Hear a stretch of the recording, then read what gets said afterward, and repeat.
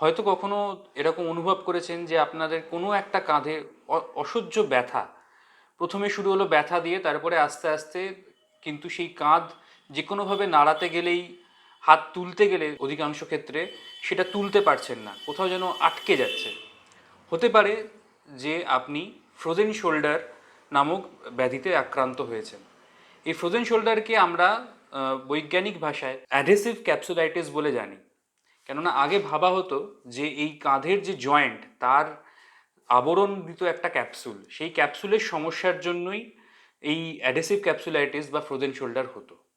এখন কিন্তু সে ধারণা পাল্টে গেছে।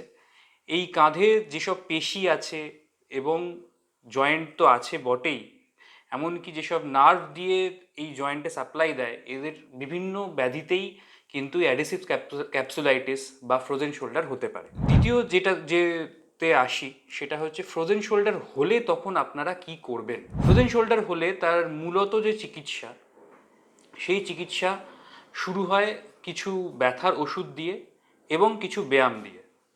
এই ব্যায়ামগুলো আমরা নিচে লিঙ্ক দেওয়া থাকবে, সেই ভিডিওতে আপনারা দেখে নিতে পারেন। আর তাছাড়া এই ফ্রোজেন শোল্ডার হলে আপনি যে কোনো আপনার ব্যথার ডাক্তারবাবুর কাছে গেলে পরে তারা এখানে কিছু ইঞ্জেকশন দিতে পারে। সেই ইঞ্জেকশন দিয়ে আহ, এই ফ্রোজেন শোল্ডারের ব্যথা কমানো যায়। কিন্তু এইটা মাথায় রাখতে হবে যে ওষুধ খাচ্ছি বা ইঞ্জেকশন দিচ্ছি বলে যদি আমি ব্যায়াম করা বন্ধ করে দিই তাহলে কিন্তু চলবে না, এই ব্যথা আবার ফেরত আসবে।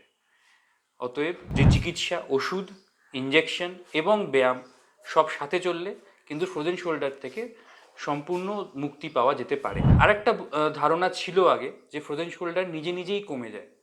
এটা খানিকটা সত্য হলেও সম্পূর্ণ সব ক্ষেত্রে সত্য নয়।